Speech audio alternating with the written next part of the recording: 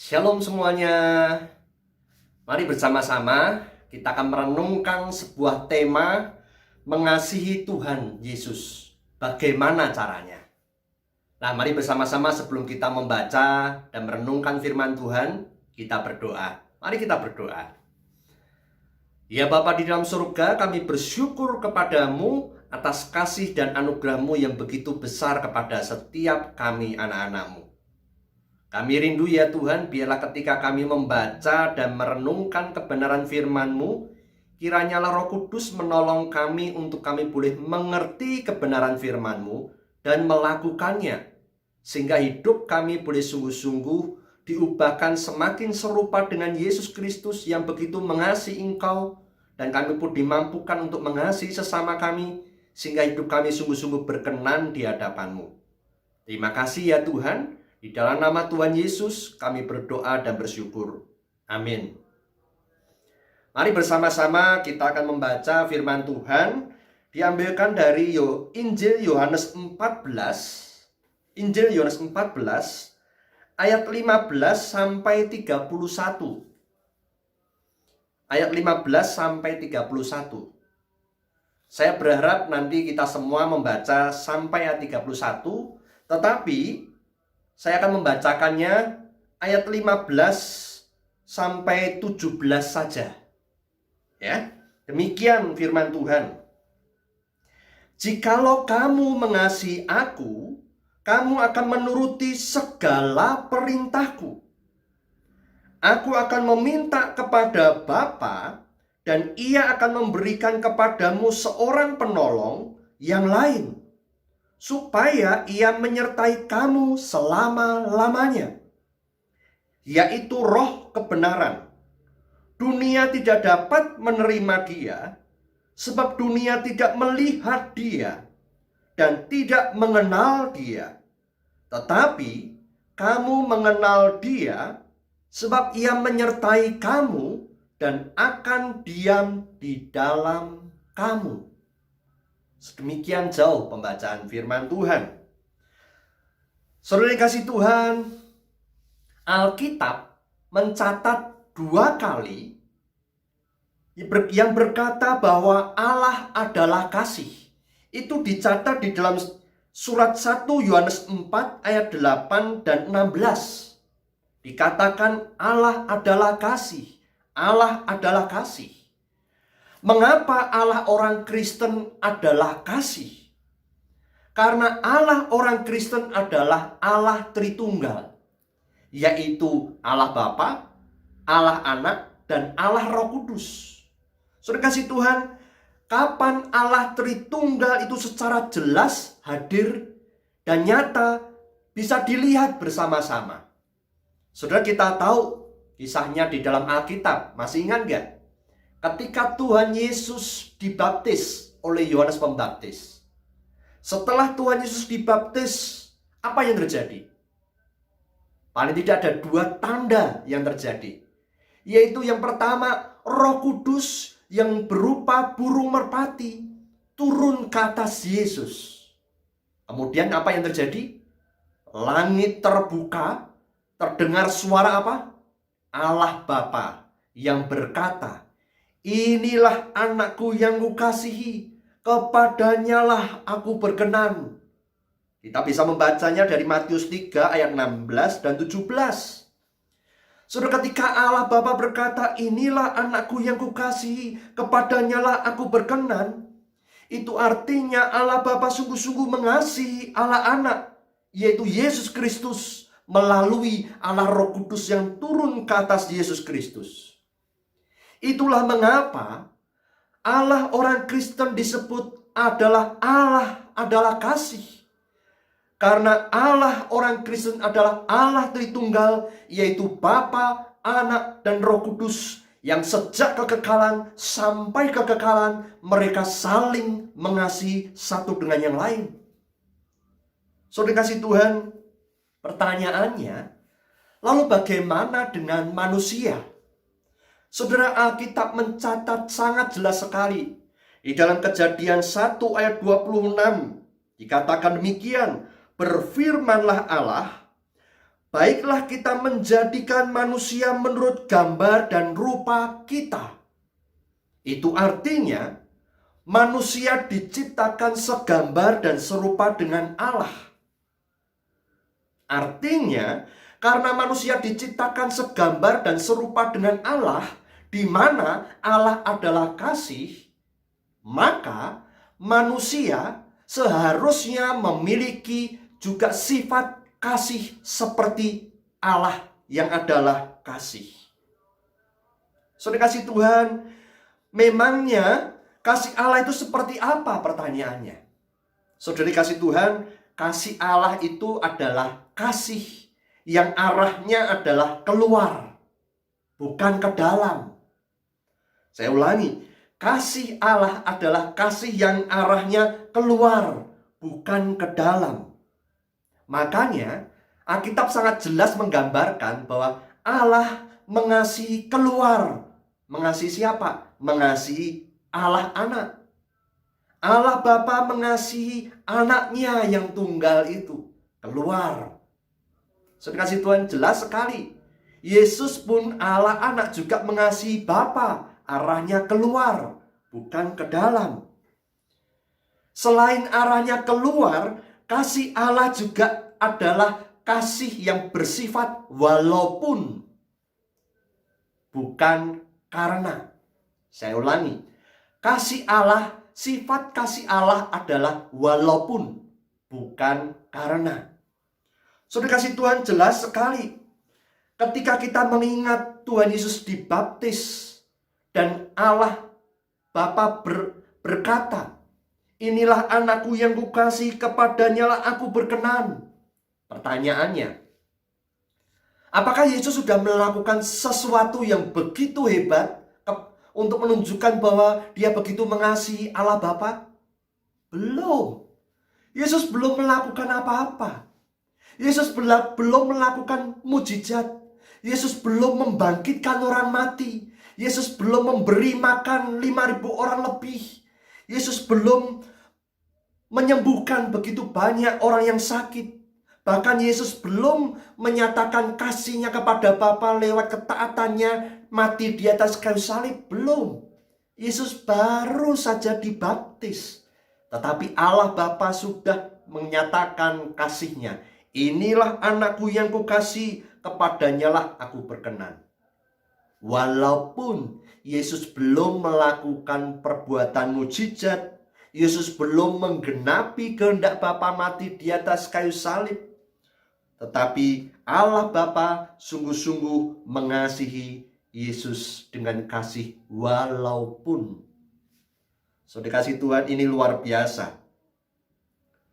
Saudara, kita tentunya akan bahagia ketika kita memiliki orang tua yang mengasihi kita dengan kasih walaupun.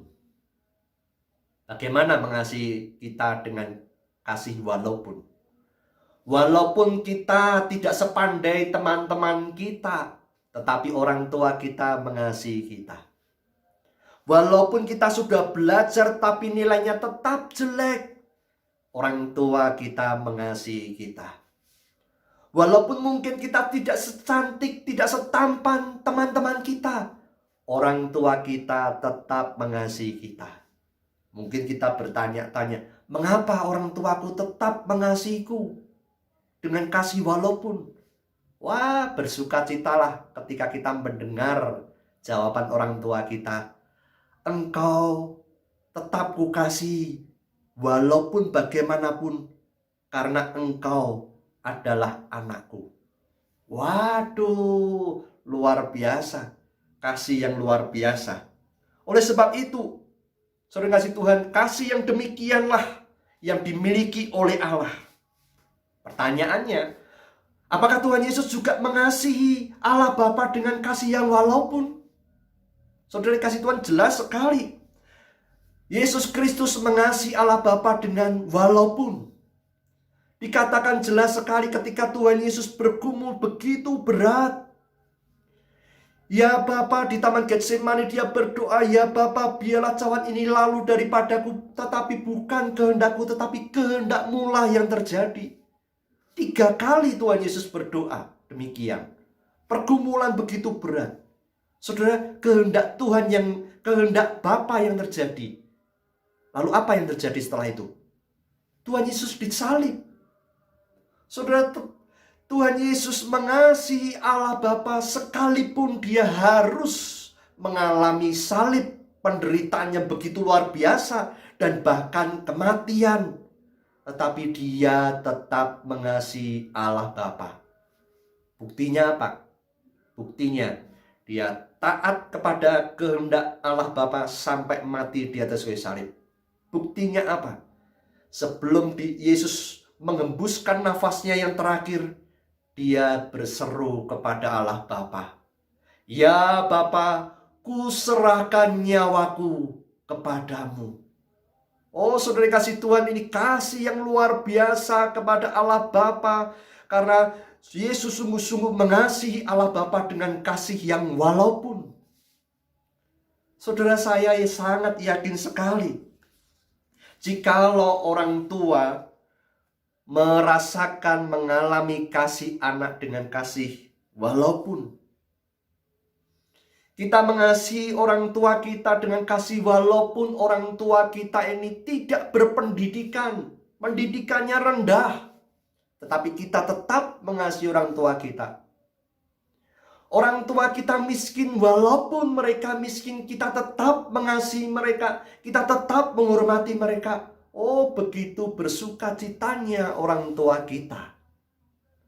Saudara kasih Tuhan, walaupun mungkin tidak semua keinginan kita terpenuhi, dapat dipenuhi oleh orang tua kita, tetapi kita tetap mengasihi dan menghormati orang tua dengan kasih walaupun.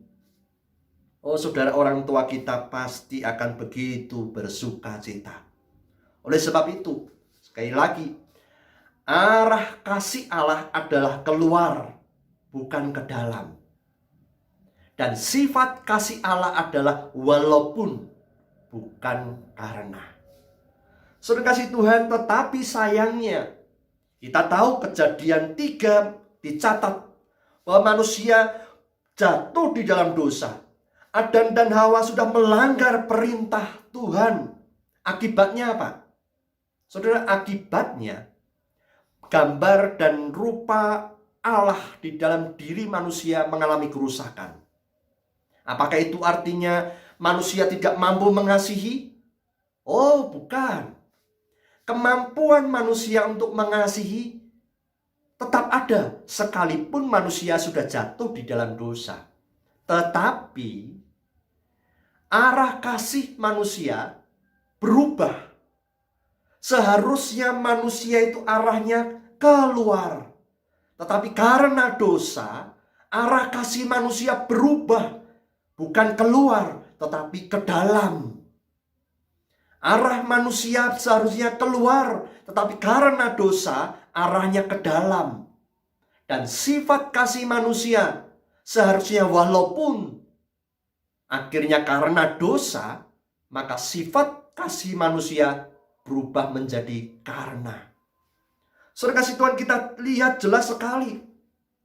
Ketika Allah bertanya kepada Adam dan Hawa setelah mereka jatuh di dalam dosa, setelah mereka melanggar perintah Tuhan, setelah mereka memakan buah yang dilarang oleh Tuhan itu. Ketika Allah bertanya kepada Adam, "Adam, mengapa engkau makan buah yang telah kularang itu?" Apa jawab Adam? "Perempuan yang kau tempatkan di sisiku itu, yang telah membawakan aku buah itu sehingga aku makan." Saudara perhatikan, arah kasih Adam seharusnya keluar, yaitu mengasihi Hawa. Tetapi apa yang terjadi ketika Adam sudah jatuh di dalam dosa?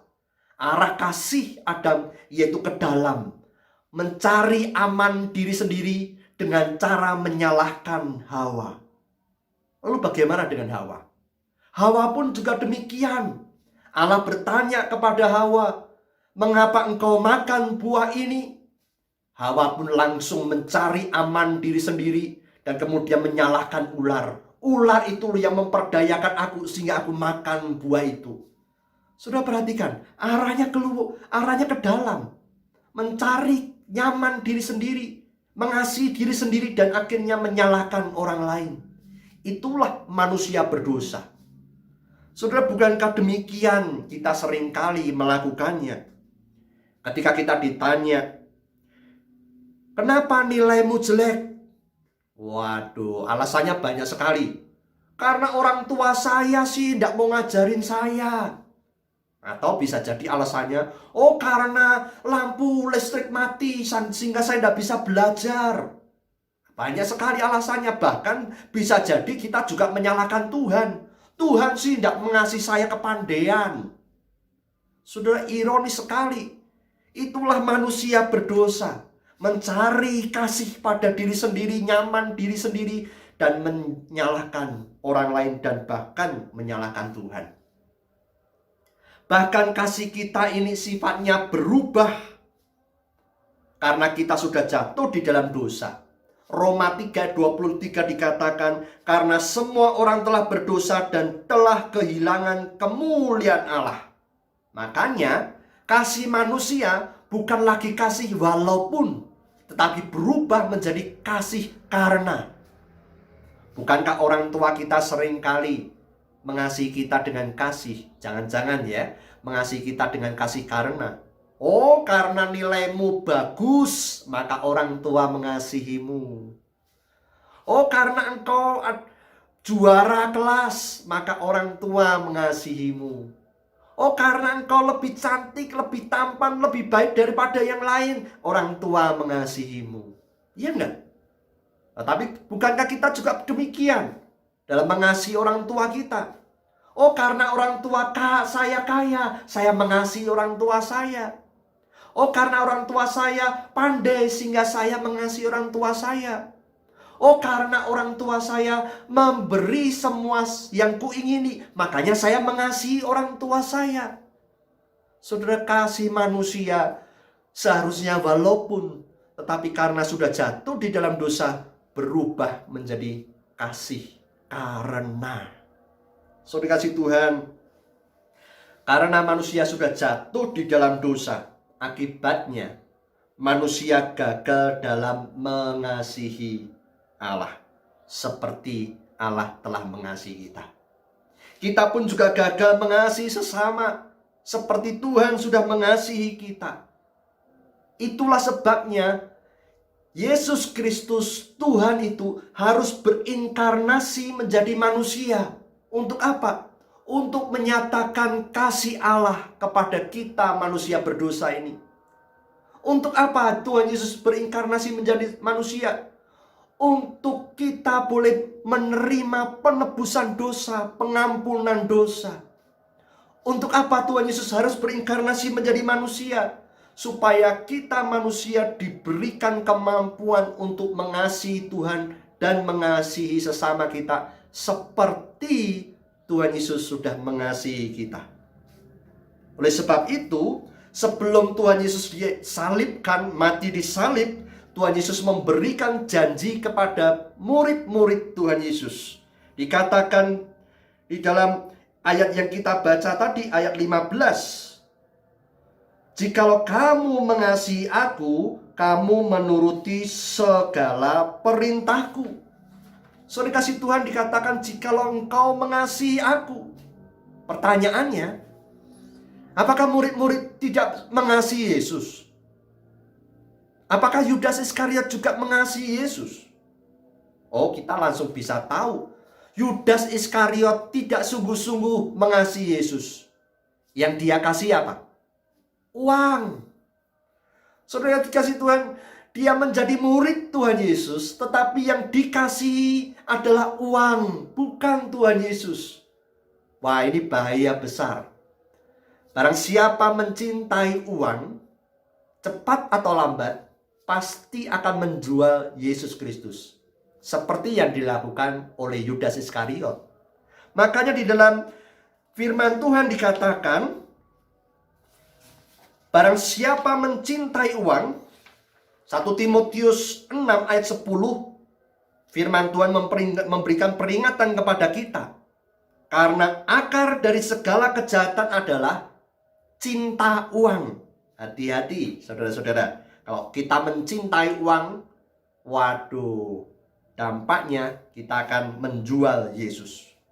Lalu pertanyaannya, bagaimana dengan murid-murid yang lain? Simon Petrus, Yohanes, Yakobus, bagaimana dengan mereka? Apakah mereka sungguh-sungguh mengasihi Yesus? Kenapa kalau sungguh-sungguh mengasihi Yesus, Tuhan Yesus bertanya, "Jikalau kamu mengasihi aku?" Saudara, murid-murid Yesus, Simon Petrus, Yohanes, Yakobus, dan lain sebagainya, mereka sungguh-sungguh mengasihi Yesus. Tetapi mereka tidak bisa mengasihi Yesus seperti Yesus telah mengasihi mereka. Saudara, jelas sekali. Yesus sungguh-sungguh mengasihi murid-muridnya. Yesus tahu bahwa Simon Petrus akan menyangkal dirinya. Tetapi dikatakan walaupun Simon Petrus Tuhan Yesus tahu bahwa Simon Petrus akan menyangkal dirinya, Yesus tetap mengasihi Simon Petrus. Tuhan Yesus tahu bahwa murid-muridnya akan melarikan diri ketika Tuhan Yesus ditangkap dan disalibkan. Tetapi walaupun murid-murid melarikan diri, Tuhan Yesus tetap mengasihi murid-muridnya. Bahkan Yesus rela mati di atas kayu salib untuk murid-muridnya, menebus dosa murid-muridnya. Oleh sebab itu, Tuhan Yesus tahu bahwa murid-muridnya sungguh-sungguh mengasihi Dia. Tetapi Tuhan Yesus juga tahu bahwa murid-muridnya tidak bisa mengasihi Yesus seperti Yesus telah mengasihi mereka. Oleh sebab itu, makanya di ayat berikutnya, di ayat 16, Tuhan Yesus memberikan janji, dikatakan, "Aku akan meminta Bapa dan Ia akan memberikan kepadamu seorang penolong yang lain." Yaitu siapa? Roh Kudus. Supaya Ia menyertai kamu selama-lamanya. Yaitu roh kebenaran. Dikatakan, Ia akan menyertai kamu dan akan diam di dalam kamu untuk selama-lamanya. Supaya apa? Supaya para murid bisa mengasihi Yesus seperti Yesus sudah mengasihi mereka. Wah, ini luar biasa, janji Tuhan yang luar biasa. Kapan itu digenapi? Ketika Roh Kudus turun ke atas para murid Yesus di hari Pentakosta. Ketika Roh Kudus belum turun, mereka begitu melihat Tuhan Yesus disalib, mereka takut, mereka melarikan diri. Tetapi perhatikan, setelah Tuhan Yesus bangkit, naik ke surga, kemudian beberapa hari kemudian turunlah Roh Kudus ke atas para murid Yesus. Oh, para murid Yesus akhirnya mengasihi Tuhan Yesus bahkan sampai mati. Walaupun dirinya begitu penuh dengan penderitaan, tetapi mereka tetap mengasihi Tuhan Yesus. Walaupun begitu banyak orang membenci diri mereka, mereka tetap mengasihi sesama manusia. Kenapa? Karena sudah ada Roh Kudus di dalam diri mereka, sudah mengubah hati mereka untuk dimampukan mengasihi Tuhan dan mengasihi sesama seperti Yesus sudah mengasihi mereka. Pertanyaannya, bagaimana dengan kita? Kita yang mengaku diri kita ini adalah murid-murid Tuhan Yesus. Apakah kita sungguh-sungguh mengasihi Tuhan Yesus dengan mentaati semua perintah Tuhan Yesus, yaitu mengasihi Tuhan dan mengasihi sesama? Apakah kita sungguh-sungguh sudah ada Roh Kudus di dalam diri kita, di dalam hati kita, hadir di dalam hati kita, ataukah belum? Saudara kasih Tuhan, jikalau engkau sungguh-sungguh mau belajar mengasihi Yesus dan mengasihi sesama manusia seperti Yesus yang sudah telah mengasihi kita, mari kita menyerahkan diri kita kepada Tuhan Yesus. Roh Kudus akan turun ke atas kita. Roh Kudus akan hadir di hati kita ketika kita sungguh-sungguh percaya kepada Tuhan Yesus dan mempercayakan seluruh hati kita, seluruh hidup kita hanya kepada Tuhan Yesus saja. Dan mari kita mengundang Roh Kudus boleh sungguh-sungguh hadir di dalam hati kita untuk mengubah hati kita, boleh sungguh-sungguh dimampukan untuk mengasihi Tuhan dan mengasihi sesama seperti Tuhan Yesus sudah mengasihi kita. Apakah saudara mau mengalami hati yang baru, hati yang sungguh-sungguh mengasihi Tuhan dan mengasihi sesama? Kalau saudara mau, mari bersama-sama kita berdoa. Taruh tangan kanan kita di dada, dan mari kita bersama-sama berdoa. Setiap kita berdiri di hadapan Tuhan Allah yang maha mengasihi kita, yang maha tahu, yang mengetahui isi hati dan pikiran kita. Jangan bermain-main, serius di hadapan Tuhan. Yang tahu adalah Engkau dan Tuhan sendiri. Mari bersama-sama kita berdoa dengan sungguh-sungguh. Tuhan Yesus, Engkau tahu isi hatiku. Aku sungguh-sungguh mengasihimu. Aku sungguh-sungguh mengasihimu. Tetapi aku sungguh-sungguh menyadari aku tidak bisa mengasihimu. Aku tidak bisa mengasihi orang tuaku. Aku tidak bisa mengasihi sesamaku jikalau bukan Roh Kudus yang menolong aku. Oleh sebab itu ya Tuhan Yesus, tolong aku ya Tuhan, untuk aku sungguh-sungguh menyerahkan diri di hadapan-Mu.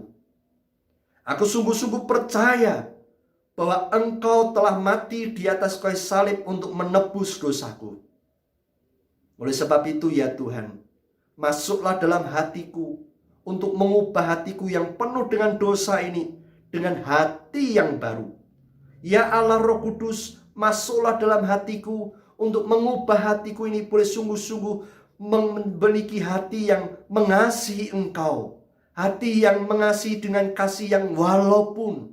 Hati yang mengasihi dengan arah keluar, bukan ke dalam. Oleh sebab itu ya Tuhan, terima kasih. Sesuai dengan janji-Mu, Engkau sungguh-sungguh mau masuk di dalam hati kami, anak-anak-Mu yang sungguh-sungguh percaya kepada Engkau. Dan kiranya Allah Roh Kudus terus membentuk hati kami, boleh sungguh-sungguh mengasihi Tuhan, mengasihi sesama, seperti Tuhan Yesus sudah telah mengasihi kami. Dengan setia mentaati firman-Mu sampai kami mati. Kiranya Tuhan memberkati kami. Terima kasih ya Tuhan, di dalam nama Tuhan Yesus kami berdoa. Amin. Selamat mengasihi, Roh Kudus menolong kita, Tuhan Yesus memberkati kita, Allah Bapa berkenan akan kasih kita. Tuhan Yesus memberkati.